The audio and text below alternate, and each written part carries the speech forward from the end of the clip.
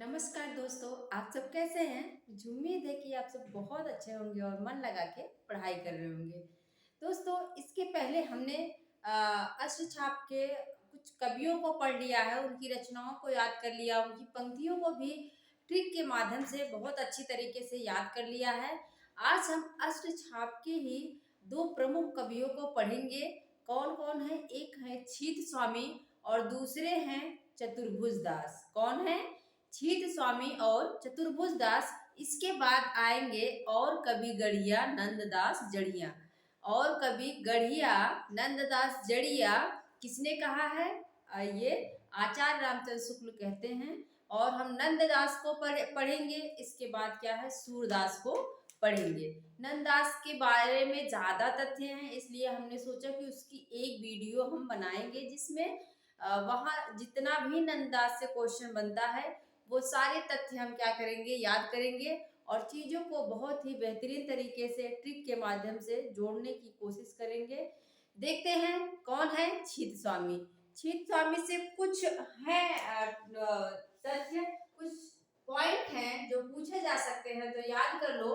छीत स्वामी का जन्म कब हुआ था? 1515 ईस्वी में। कहाँ हुआ था? मथुरा में। 1515 ईस्वी में मथुरा में हुआ था। बीरबल के पुरोहित ये क्या थे? याद रख लेना, ये पूछा जा सकता है कि कौन से अष्टछापी कवि बीरबल के पुरोहित थे। तो बीरबल के पुरोहित कौन थे? छीत स्वामी। याद रखना, ये जो पुंछरी नामक स्थान है, यहाँ पर ये तमाल वृक्ष की छाया में रहते थे। एक था, हमने देखा था कि कदम्ब का पेड़ कौन लगवाया था?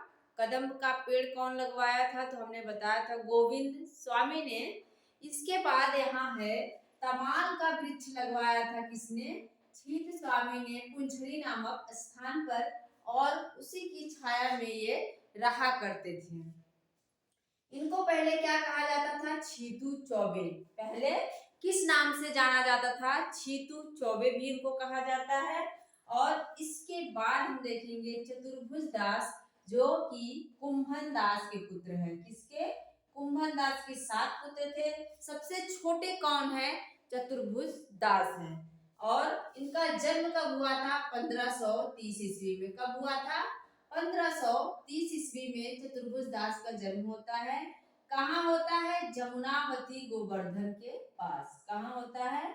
जमुनावती नामक जो जगह है वहां पे इनका जन्म होता है।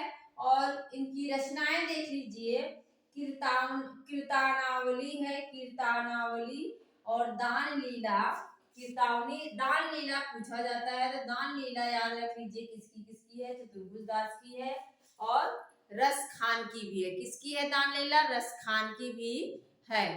इसके बाद है द्वादश यश। ये पूछा गया है, मोस्ट इंपॉर्टेंट। इसको आप लोग अपने दिमाग में बैठा लो। मैं कहती हूँ कि अपने जहन में बैठा लो। जहन में बैठाने का मतलब ये है कि ये बहुत ही इंपॉर्टेंट है और ये परीक्षा में जरूर पूछा जाता है।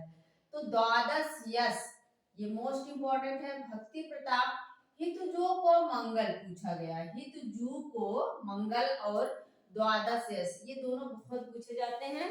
तो हमें नहीं याद होता था कि कैसे याद करें। तो द्वादश यश हमने चतुर्भुज, यहाँ पे क्या है? इनका नाम क्या है? चतुर्भुज दास की रचना है द्वादश यश।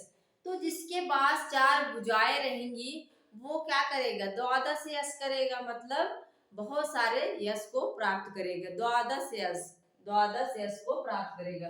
द्वादश यश को कैसे प्राप्त करेगा? जिसके पास चतुर्भुज होगा, जिसके पास 4 भुजाएं होंगी वो क्या करेगा? द्वादश यश करेगा। और हितजू को मंगल, और कोई मंगल कार्य करना होता है तो हम क्या करते हैं? अपने हाथों से पुष्प चढ़ाते हैं, अपने हाथों से जल चढ़ाते हैं, अपने हाथों से क्या करते हैं? अगरबत्ती जलाते हैं। तो क्या करते हैं? चतुर्भुज अपनी भुजाओं से करते हैं। तो हितजू को मंगल किसकी रचना हो जाएगी? चतुर्भुज दास की। इस तरह से याद कर लीजिए। द्वादश यश कैसे होगा? जब हमारे पास 4 भुजाएं होंगी, चतुर्भुज होगा। और हितजू को मंगल, हम मंगल, कोई मंगल कार्य करने जाते हैं तब भी अपनी भुजाओं से करते हैं, तो चतुर्भुज दास हो जाएगा। ये पंक्ति पूछी जाती है। अब इसको कैसे याद करेंगे देखना। जसुदा कहाँ कहूँ हो बात, तुम्हारे सुत के कर तब, मुँह पे कहत कहे नहीं जात। क्या कह रहे हैं? जसुदा कहा कहो हो बात, हे जसुदा हे यशोदा, हम क्या क्या कहें तुम्हारे सुत को करतब, तुम्हारे जो सुत है, तुम्हारे जो पुत्र है कृष्ण है, उनके करतब मुँह पे कहत कहे नहीं जात, मुझसे कहा नहीं जा रहा है। क्या कहूँ मैं, क्योंकि वो क्या करते हैं, सबके घरों से दही चुरा चुरा के बर्तन भी फोड़ देते हैं और दही चुरा के खा भी जाते हैं। तो अब कैसे पता चलेगा कि ये चतुर्भुज दास की है? तो यहाँ पे एक शब्द आया, देख रहे होंगे, कर्तव्य। तो कर्तव्य कार्य, कार्य हो गया, कर्तव्य मतलब जो कार्य करते हैं। तो जो कर्तव्य करते हैं, कार्य कैसे करेंगे? अपने हाथों से करते हैं ना। जाहिर सी बात है, मतलब कि अगर किसी के पास हाथ नहीं है तो हाँ पैर से करता है, किसी और से, लेकिन ज्यादातर हम क्या करते हैं, कर्तव्य क्या करते हैं, कर्तव्य को कैसे करते हैं? अपने हाथ से करते हैं। रोटी बनाना है हाथ से कर रहे हैं, नहाना है किसी को नहलाना है हाथ से कर रहे हैं। सारी चीजें क्या है, कर्तव्य क्या है, हम हाथ से करते हैं। तो किससे कैसे करते हैं? भुजाओं से करते हैं, अपनी भुजाओं से। सारे कर्तव्य किससे करते हैं? भुजाओं से करते हैं। तो भुजाओं, जो अगर कर्तव्य शब्द आ जाए तो भुजाओं से करते हैं सारे कर्तव्य, चतुर्भुज दास हो जाएगा। फिर से देख लो, द्वादश यश, द्वादश यश, हमारे पास जब चतुर्भुज रहेगा, चार भुजाएं रहेगी, तो हमारा यश ज्यादा होगा, द्वादश यश होगा। और हित जू को मंगल, हम मंगल कार्य भी अपनी भुजाओं से ही करते हैं। और कोई कर्तव्य करना हो, कोई कार्य करना हो, तब भी हम अपनी भुजाओं का प्रयोग करते हैं, तो चतुर्भुज दास हो जाएगा। और जो ये सब करता है वही क्या हो जाएगा? भक्ति प्रताप, उसी का प्रताप फैलेगा जिसके पास चार भुजाएं रहेंगी। जिसके पास चार भुजाएं हैं उसी का प्रताप फैलेगा। इस तरह से याद करेंगे दोस्तों, तो आपका बहुत अच्छे से तैयार हो जाएगा। और जब एग्जाम में क्वेश्चन आएगा तो तुरंत क्लिक करेगा, माइंड जैसे दे देगा, जसुदा कहा कहो हो बात, तुम्हारे सुत को करतब, मुँह पे कहत कहे न जात। करतब देख के आप लोगों को याद आ जाएगा कि हम कर्तव्य कैसे करते हैं, अपनी भुजाओं से करते हैं, अपनी चतुर्भुज से करते हैं। तो कर्तव्य वाली बात चतुर्भुज दास ने कहा है। द्वादश आज आ जाए, द्वादश, द्वादश बड़ा यश कैसे होगा, द्वादश यश कैसे होगा? जिसके पास चार भुजाएं होंगी।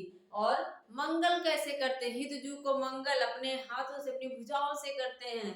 तो इस तरह से याद करेंगे, सबसे ज्यादा आसान हो जाएगा, आराम से आपका क्वेश्चन सही हो जाएगा। मेरा पूरा वीडियो देखने के लिए आपको बहुत बहुत धन्यवाद। और हाँ, अगर आप मेरे चैनल पर नए हैं तो चैनल को सब्सक्राइब जरूर कर लें, क्योंकि यहाँ पे हम बहुत ही अच्छे से पढ़ते हैं। मिलते हैं नेक्स्ट वीडियो में।